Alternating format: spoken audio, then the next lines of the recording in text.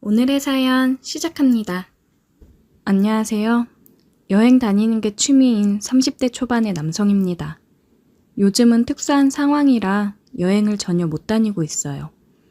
해외여행을 안 간 지도 벌써 햇수로 2해가 넘어가는데 제 인생 첫 여행을 가려고 하던 시절 만난 누님과의 일화가 생각나서 이렇게 사연으로 적어봅니다. 조금 지루해도 끝까지 들어주세요. 때는 군대를 전역하고 얼마 되지 않았을 무렵이에요. 군대에서 추천해준 책 중에 배낭여행 관련된 책이 있었고 되게 감명 깊게 읽었습니다.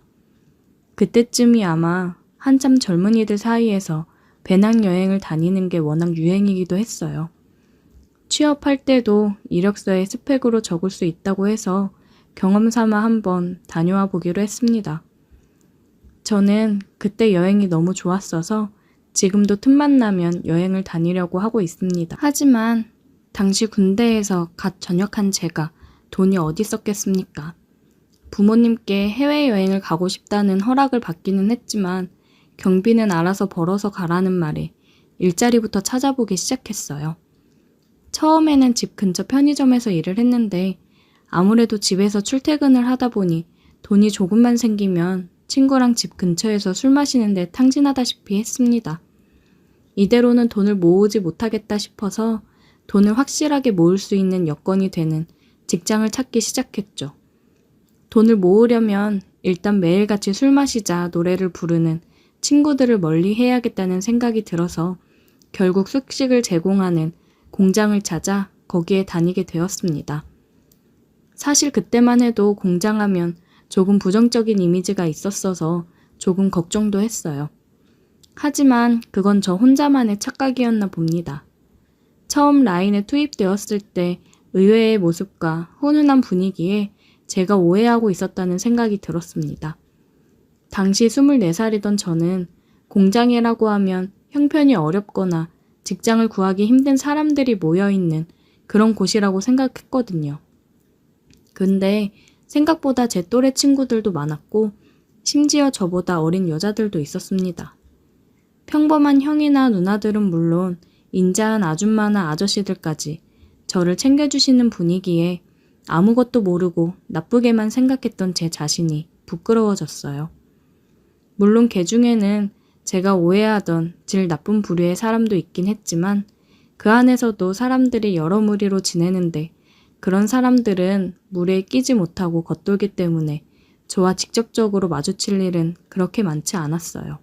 아무튼 제가 다니던 공장은 희한하게도 저보다 어린 여자친구들은 많았지만 저보다 어린 남자들은 없었어요. 아마 다 군대에 있을 나이였으니 공장이 아니라 군 부대에 있었으리라 생각됩니다. 그래서 그런지 주변의 누님들이 굉장히 저를 귀여워해줬어요. 남자들 중에서는 저 다음으로 나이 어린 사람이 저보다 4살이나 많은 형이었으니까 여타 다른 누님들 눈에는 막내인 제가 신경 써주고 싶고 귀여워 보였을 거라고 생각이 되네요. 공장에서는 주역 교대 근무를 했는데 야간 조일 때는 퇴근하면 온몸이 부러질 듯이 피곤했는데 공장 일에 익숙해진 다른 사람들은 그런 것은 전혀 개의치 않더라고요. 일이 끝나면 무조건 회식이었습니다. 저는 근육통에 아주 죽겠는데 체력들이 정말 보통이 아닌 것 같았어요. 돈을 모으겠다는 계획과는 다르게 저도 노는 걸 좋아하는 몸인지라 회식에 자주 어울리곤 했어요. 누님들이랑 제 또래 여자들도 많이 있었으니 그렇게 재미있는 술자리는 제 인생에 손에 꼽을 정도로 즐거웠습니다. 여태까지 제 인생에서 제일 많은 여자들에게 둘러싸여 시간을 보냈던 시절이 아닌가 싶네요. 공장에서 제일 어린 남자인 제가 회식에 나와서 그런지 그 중에 연상의 여성분들도 종종 제가 참석하는 회식 자리에 끼고는 했습니다. 친하게 지내던 여자애들 말로는 원래 좀처럼 어린 사람들하고는 잘 어울리지 않는 분들이신데 아마 저 때문에 참석하는 것 같다고 기뜸을 해주더라고요. 제가 뭐라고 저 때문에 회식까지 참석해 주시니 몸둘 바를 모를 정도로 영광이었습니다. 오늘 사연의 주인공인 그녀는 그 연상의 무리 중에 한 명으로 돌싱, 그러니까 이혼을 한 누님이었습니다. 나이도 그렇게 많지 않았어요. 35이라고 들었습니다. 전 남편과는 1년을 채 살지를 않았고 자식도 없다고 하더라고요. 그런데 그 누나는 정말 나이에 비해서 이뻤습니다. 애도 없이 혼자 벌어서 혼자 쓰니 관리도 정기적으로 받으러 다니는 것 같이 보였고 운동도 다니는 것 같아서 그런지 유니폼으로 가려졌지만 멀리서 봐도 태가 나는 게 눈에 확 들어오는 정도였으니까요. 약간 부자연스러운 이목구비가 성형을 조금 한 것 같아 보이기도 했는데 눈부시게 이쁜 외모에 성형했다는 사실이 뭐가 중요하겠습니까? 저에겐 그냥 이쁜 누나라는 생각만 들었어요. 세상 어느 24살 한참 때의 청년이 자기가 돌싱녀와 이어질 거라 생각을 할까요? 회식에 종종 같이 참석하던 돌싱 누님의 아름다운 모습에 두 눈이 가긴 했지만 저는 역시 제 또래와 어울리는 게 더 즐거웠습니다. 그날도 힘든 근무가 끝나고 바로 회식으로 이어지게 된 날이었죠. 저는 마침 그날 주간에서 야간으로 넘어가는 교대 주기였어서 평소 때보다도 쉬는 시간이 좀 길었습니다. 일요일 저녁에 퇴근하고 월요일 야간 타임 근무였으니 그때야말로 코가 삐뚤어지게 마실 수 있는 절호의 날이었죠. 저와 친하게 지내던 공장에서 같이 일하는 귀여운 여자아이가 있었어요. 첫날에도 이것저것 설명해주고 나이도 또래라서 계속 신경이 쓰이는 친구였는데 저는 그 여자의 옆에 앉아서 호시탐탐 어떻게 저를 어필해볼 기회만 노리고 있었죠.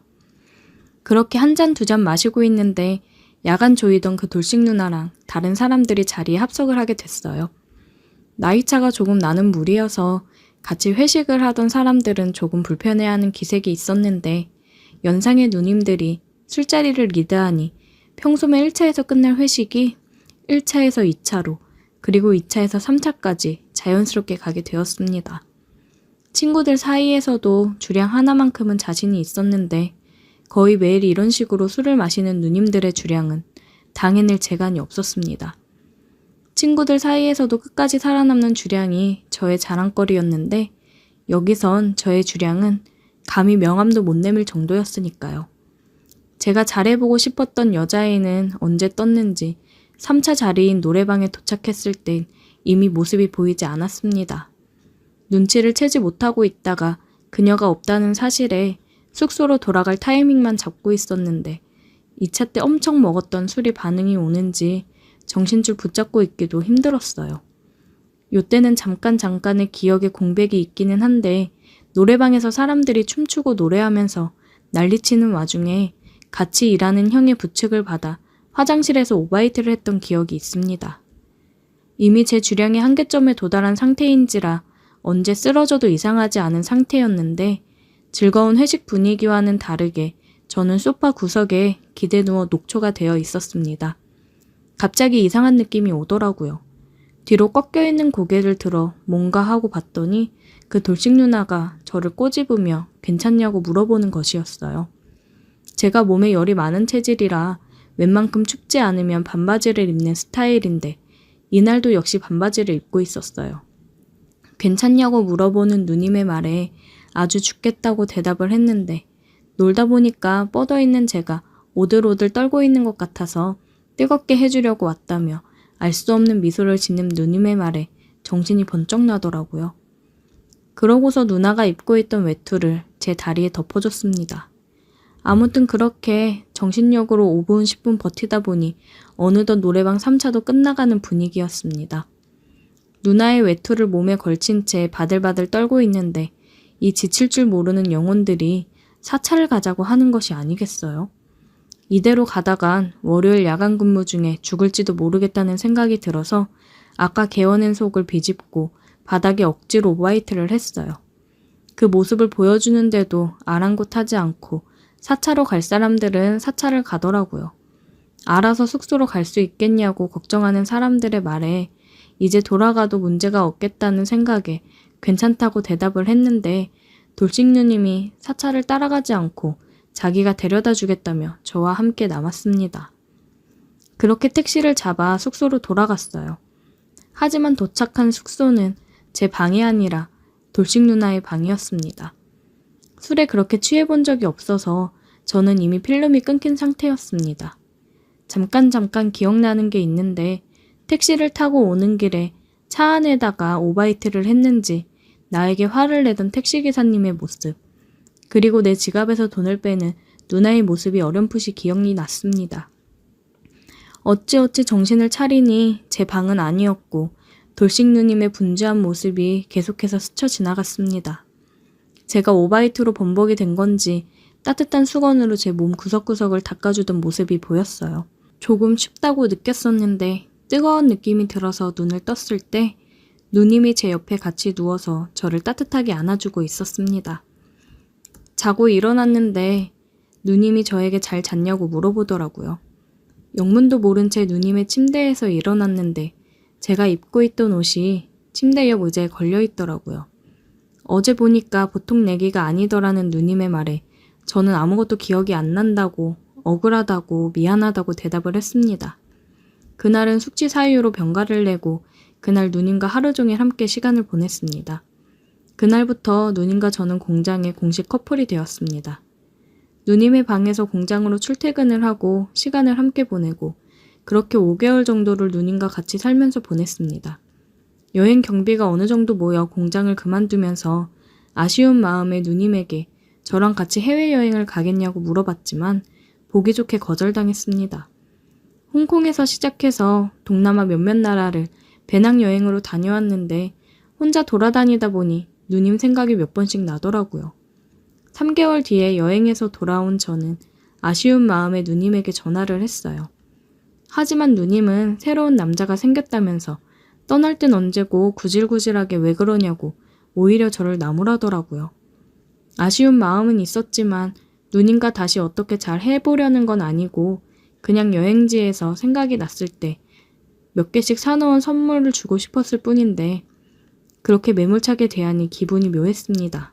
시간이 꽤 오래 지났는데 가끔은 여행을 가고 싶을 때면 그때 그 누님이 생각나서 이렇게 사연 한번 적어봤습니다. 오늘의 사연 여기까지입니다. 오늘도 들어주셔서 감사해요. 구독, 좋아요, 알림 설정 부탁드려요. 오늘의 사연 시작합니다. 안녕하세요. 저는 30살 먹은 젊은 청년입니다. 몇 년 전 대학을 졸업하고 취업을 했다가 회사가 어려워져서 부득이하게 퇴사를 하게 되어 백수로 살고 있었는데 그런 저에게 행운이 따라올 줄은 몰랐습니다. 회사를 다닐 때는 여러 모임에 많이 참석을 했는데 이제 백수가 되다 보니 회비를 내는 것도 늘 부담이고 해서 모임이 있어도 참석하지는 못했습니다. 근데 제가 유일하게 빠지지 않고 참석하는 모임이 있어요. 고등학교 동기들 모임인데요. 제가 빠지지 않고 참석을 하는 이유는 2만 원만 내면 고기도 많이 먹고 술도 코가 삐뚤어지게 마실 수 있었거든요. 지난달에 모임에 가니 모임 회장이 다음 달에는 원래회를 안 하고 총 동창회로 대신한다고 하더라고요. 장소는 특급 호텔 대연회장에서 한다고 하길래 그러면 괜히 회비가 올라가는 게 아닌가 걱정을 했습니다. 그런데 친구놈이 그러더라고요. 회비 따로 올려 안 받으니까 나오라고요. 잘 나가는 선배들도 많아서 눈도장 찍어 놓으면 나쁠 거 없다면서 얘기를 하길래 참석해보자 싶었습니다. 그리고 호텔 맛있는 음식을 먹을 생각에 괜스레 들떠 있었습니다. 총 동창회 당일이 되었고 오랜만에 말끔히 손질한 양복을 차려입고 참석을 하였습니다. 1부에서는 전임 총 동창 회장의 퇴임사와 신임 회장의 취임사, 축사, 격려사 등 굉장히 지루하고 졸음이 쏟아지는 잘난 인간들의 지루한 연설과 차기 총선에 다시 출마하는 국회의원들 나리에 표 구걸하는 인사로 마감을 하고 나서야 마지막으로 장학금 전달식이 있었습니다. 모든 게 끝나고 드디어 뷔페를 먹을 수 있었습니다. 사회자가 사람들이 많으니 먼저 선배님들이 식사를 뜨러 가시고 후배들은 천천히 식사를 하라는 당부의 말이 있었지만 배가 고프고 뷔페에 눈이 돌아간 백수인 저는 그런 규칙은 아랑곳하지 않고 여러 접시에 음식을 미리 담아왔고 우리 테이블은 접시를 올려놓고 이야기꽃을 피우며 술을 마셨습니다. 사회자가 3부를 시작한다고 하고는 미리 신청한 동문들과 동문들의 아내들이 나와서 신나게 흔들고 노래 부르면 같은 기수의 사람들도 무대 위로 올라와 같이 춤을 추는 여흥이 거의 30분 이상 진행이 되었습니다. 노래가 끝이 나자 초대 가수들의 공연이 시작되었습니다. 젊은 우리들이 좋아하는 가수가 먼저 나와 노래를 2곡 부르고 가고 또 윗 선배들이 좋아할 만한 트로트 가수가 초청되어 노래를 부르니 다들 박수를 치며 좋아하더라고요. 그리고 사회자가 그날의 마지막 무대라며 최근 정말 인기 있는 중년 가수를 소개했고 TV에서만 보던 그 가수가 나와 노래를 불렀습니다. 한 곡이 끝이 나자 그 가수는 우리 동문들을 보고는 자기가 노래를 부르면 함께 춤을 추실 한 분을 무대 위로 올라오라고 하더라고요. 저희는 박수를 치며 환호를 하였고 그 가수는 2 손을 들어 조용히 하라는 신호를 하자 조용해졌습니다. 하지만 시간이 지나도 자원에서 무대 위로 올라오는 사람은 없었고 결국 그 가수가 그럼 오늘 아름다운 붉은색 드레스를 입은 앞에 계신 사모님 나와주세요 하고 말하자 앞에서 사회를 보던 선배가 달려가더니 한 여자분을 억지로 모시고는 무대 위로 올려보냈는데 그 여자분이 얼굴을 붉히고 서 있자 남자 파트너도 필요하다고 하면서 열심히 음식과 술을 먹고 있는 저를 보며 손짓했습니다.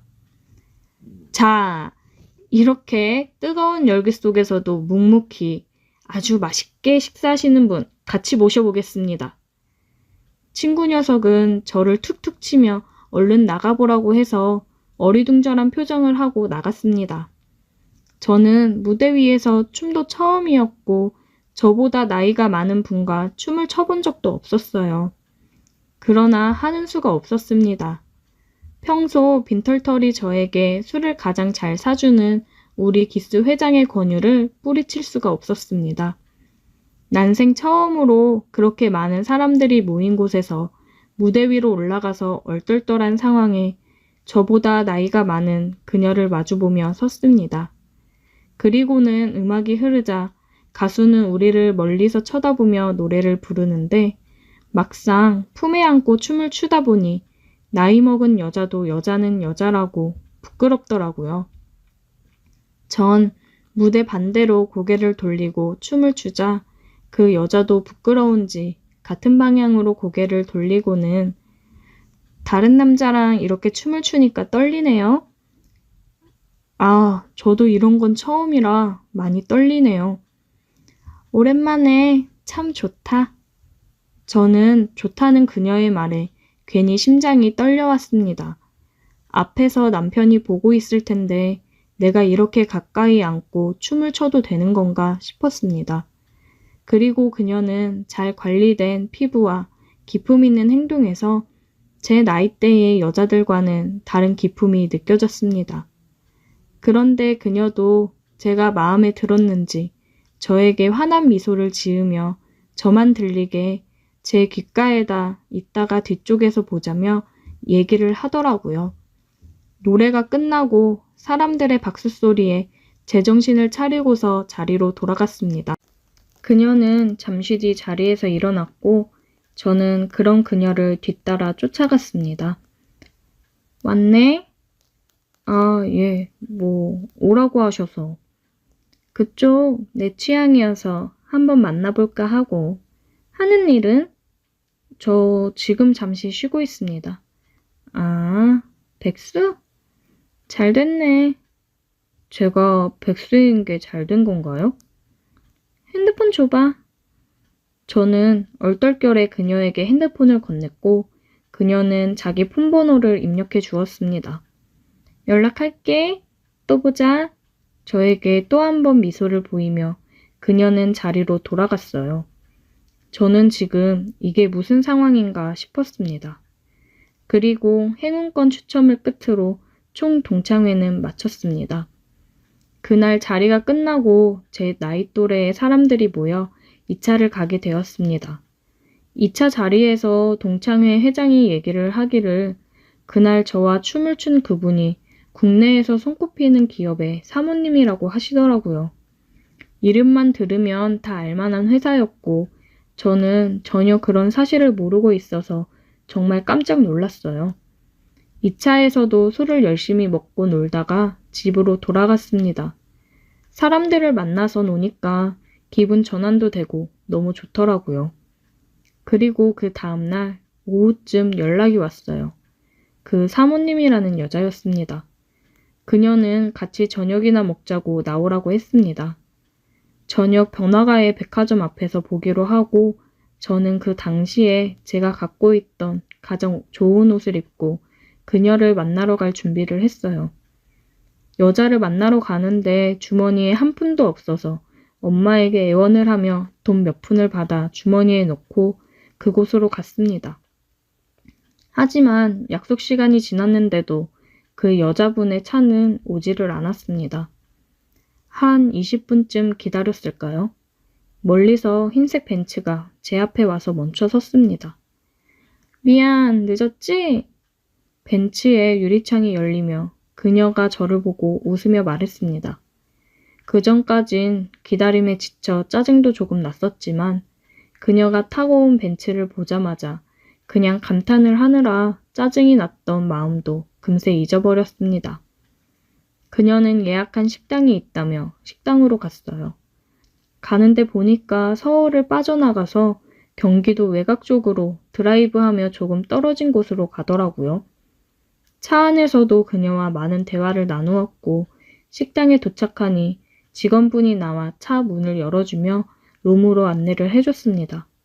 직원의 에스코트를 받으며 안내해주는 곳으로 갔고 일렬로 서 있는 직원들이 저와 사모님을 향해 허리를 숙여 인사를 했고 그때의 기분은 뭐라고 말로 표현하기가 힘들었어요.